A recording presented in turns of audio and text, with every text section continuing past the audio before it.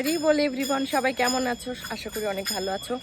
তো আমাদের বড় মন্দিরে অনুষ্ঠান, তো কি অনুষ্ঠান হবে সেগুলো আমি পরে দেখাবো। আর আমি এখন মন্দিরে চলে এসেছি, এখন মন্দিরে দর্শন করে তারপর কোথায় যাচ্ছি না আছি সেগুলো তোমাদেরকে দেখাবো। তো চলো। এবার ঢুকেই দেখছি এত সুন্দর সুন্দর রঙ্গোলি করেছে, জাস্ট খুব সুন্দর ওই অবধি করেছে।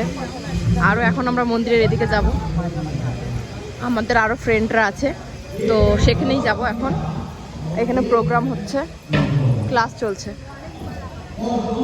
তো চলো দেখি। তারপরে এখানে যাদের সাথে দেখা করার কথা ছিল তাদের সাথে দেখা হয়ে গেছে, আর এখানে আমরা একটু ওয়েট করছিলাম। তো ফাইনালি আমাদের হচ্ছে এখানে প্রভু নিয়ে যাচ্ছে উপরে। এখন ফাইনালি আমরা বড় মন্দিরে এন্ট্রি করে গেছি। সবার মনে খুব এক্সাইটেড, ভেরি এক্সাইটেড। আমরা নৃসিংহদেবের এই অনুষ্ঠানটা কিন্তু সবাই অনেক দিন ধরে এক্সাইটেড ছিল, আর কিছু একটা সেবা পাবো। আমরা তো ভেবেইছিলাম যে আমাদের কোনো সেবা হবেই না, বাট ফাইনালি প্রভু আমাদের উপরে কৃপা দৃষ্টি ফেলেছে এবং হচ্ছে কিনা আমাদেরকে একটা বড় সুযোগ দিয়েছে। তো চলো চলো, আমরা বড় মন্দিরের ভিতরে ঢুকে গেছি। এখন এই দড়ি টপকে যাবো ওইদিকে, আর আমার পিছনে পিছনে আছে দলবল, আরও সবাই আসছে, বাট আমরা একটু আগে আগে যাচ্ছি, যে পার হয়ে গেলাম।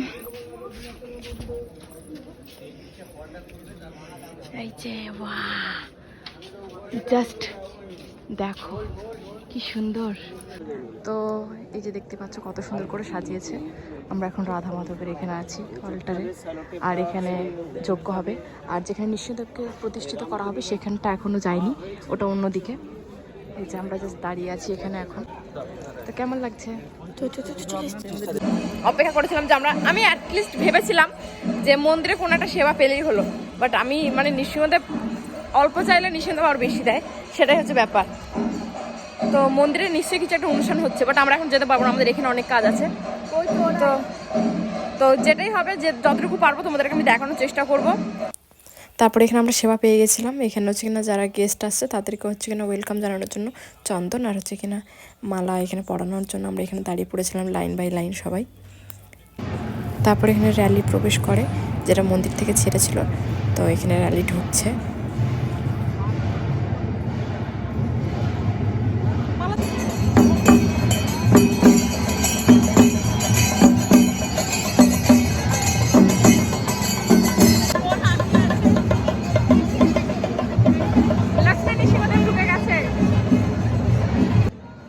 আর এর মধ্যে হচ্ছে কিনা এখানে ঘটে গেছে একটা হাসির কাহিনী, যে এখানে ড্রোন উঠছিল, সেই ড্রোনটাই ছাতার মধ্যে গিয়ে আটকে গেছে। তো তারপরে এই ছাদ থেকে প্রভু একটু হেল্প করছিল খোলার জন্য। আর এদিকে হচ্ছে কিনা মাতাজি সবাইকে এদিকে ওয়েলকাম করছে। আর যেহেতু ভিড় হয়ে গেছে এখন এই জায়গাটা, তার জন্য আমরা একটু সাইডেই দাঁড়িয়েছিলাম। আর এখানে এখন বড় বড় যারা সিনিয়র আছে তারা এখানে বসবেন, যারা হচ্ছে কিনা বড় বড় ডোনেটার এবং হচ্ছে কিনা মহারাজ এরকম। আর তার কিছুক্ষণ পরে হচ্ছে কিনা গুরু মহারাজের আসার কথা ছিল, তো গুরু মহারাজ এদিকে চলে এসেছেন। তোমরা দেখতে পাচ্ছ গুরু মহারাজকে এত কাছ থেকে দেখবো আমি এখন ভাবিনি, কারণ এত কাছ থেকে সুযোগ পাওয়া যায় না দেখার জন্য, দর্শন করার জন্য। তো গুরু মহারাজ ওইদিকে চলে গেছেন, আর আমরা একটু নিজে এবার একটু বসে গেছি, কারণ অনেকটা টাইম আমরা দাঁড়িয়েছিলাম। তো এখানে দেখতে পাচ্ছ সবাই বসে এখানে ক্লাস হচ্ছিল। তারপরে কিছুক্ষণ পরে গুরু মহারাজও এখান থেকে চলে যান, আর আমরা এখান থেকে প্রণাম করে একটু বসেছিলাম। আর একটু সামনে এগিয়ে গেলাম, গিয়ে দেখছি যে এখানে আরও অনেক কিছু হচ্ছিল, বাট আমি কাছে যেতে পারছিলাম না, কারণ এখানে আরও সব বড় বড় মহারাজরা গুরুজনরা বসেছিলেন। তো তার জন্য আমি সামনে এগিয়ে যেতে পারছিলাম না, এখান থেকেই একটু দেখানোর চেষ্টা করেছি।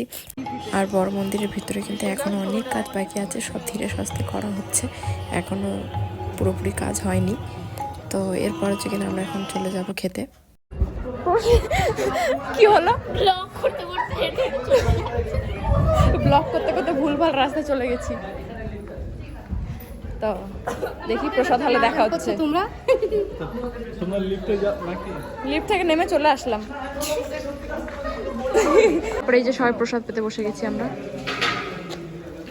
প্রভু চলে গেল। খাওয়া দাওয়া শেষ, এবং যারা যারা ছিল সবারই খাওয়া দাওয়া শেষ, শুধু একা একা খাচ্ছে। তাড়াতাড়ি খা, খেয়ে দে, এত হাঁটা যায়। জাস্ট এখান থেকে বেরোবো, গাড়িটা নেবো আর সরাত করে বাড়ি। ও এটা তো পুরো একদম ইয়ে দিয়ে বেরোলাম আমরা। নিচ থেকে নামতে ওখান থেকে গেলে ভালো হতো। হ্যাঁ, ছবি টবি তোলা যেত। আবার দেখো, চলো। পেটিএম আমরা নিচে নামবো না, এখন কোনো কষ্ট হবে না। এই রোদ্রটা ছবি ভালো আসবে তো? ওদিকে রোদ্র পড়বে না তো, রোদ্রটা তো সামনে থেকে আমাকে চলো চলো, তো আমরা আবার উপর দিক দিয়েই যাবো। বাহ, এখানে এত সুন্দর হাওয়া, খাওয়া দাওয়ার পর এরকম একটু হাওয়া খাওয়ার মজাটাই আলাদা। Just অনেক সুন্দর, অনেক সুন্দর, মানে এখানে এখানে ঘুমিয়ে যেতে ইচ্ছা করছে তোরে। অনেক মজা, অনেক সুন্দর হাওয়া। এটা মনে হচ্ছে এখানে আমি ঘুমিয়ে যাবো এক্ষুনি। কোথায় ছিলিস তোরা? দিদি আসবে না বললো না? क्या हो गया अभी? জাস্ট দেখো ভিউটা কত সুন্দর, কি সুন্দর জায়গাটা। বিকেলে যখন আসবো তখন দেখতে পাবো যে কখন কি হয় না হয়, আর কখন কি এখন আমরা কিছু জানতে পারছি না। একটা ওপেনিং হবে হচ্ছে কিনা কালকে, এইটুকুনি জানতে পেরেছি এখন। তো এখন ঘরে যাব, গিয়ে আবার 4টার সময় আসবো। তা আবার দেখা হবে বিকেলে। তো সবাইকে টাটা। তারপরে বিকেলে এসে আমি একা একাই বসেছিলাম, কারণ আমি সবার আগে এসেছি, এসে দেখি কেউ ছিল না। তারপর আমি দেখলাম যে এখানে নানান ধরনের প্রোগ্রাম হচ্ছিলো। প্রথমে এই কেরালা থেকে এরা এসেছিলো, এদের একটা পারফরমেন্স হয়েছে, তারপর একটা ডান্স পারফরমেন্স হয়েছে। তো এই ডান্স পারফরমেন্সটা কিন্তু আমার বেশ ভালো লেগেছে। তো আমি এদেরকে দেখার জন্য আরও সামনে গেলাম, তো সামনে জায়গা ছিল না, একদম আমাকে শেষে যেতে হয়েছে। তো যেইটুকুনি পারছি আমি তোমাদেরকে দেখাচ্ছি। তো খুব সুন্দর এরা করেছে, মানে জাস্ট মাইন্ড ব্লোয়িং, খুবই সুন্দর করেছে। এটা সামনে থেকে দেখলে আরও মানে নিজের চোখে দেখার বিষয়টা আরও আলাদা। তারপর আমি এখানে আবার চলে এসেছি, এসে এখানে বসেছিলাম, তখনও দেখি কেউ আসেনি। তার কিছুক্ষণ পর আমরা দেখলাম যে একজন করে আসছে।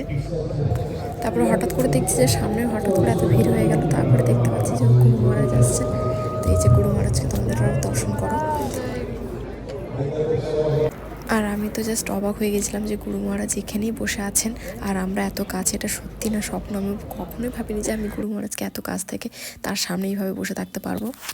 তো যাই হোক, এখানে হচ্ছে কি না ড্রামা হচ্ছিল নৃসিংহদেবের, সেটাই কিন্তু গুরু মহারাজ দেখেছেন এবং সামনেই বসে আছেন, আর আমরাও ছিলাম সকলে।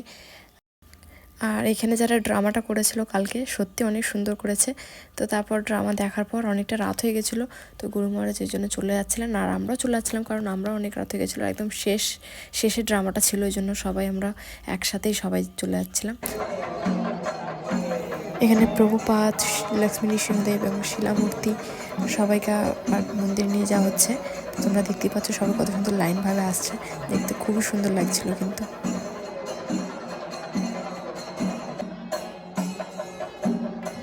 তো চলো, সবাই হুড় করে নামছে।